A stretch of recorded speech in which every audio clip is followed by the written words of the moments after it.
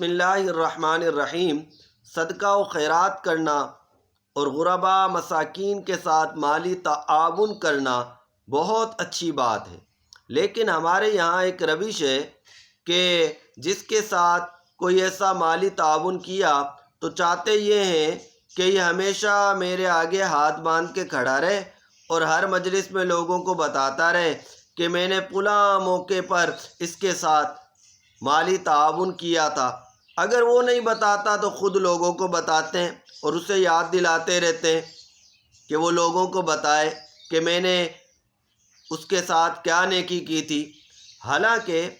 قرآن مجید برہان رشید نے فرمایا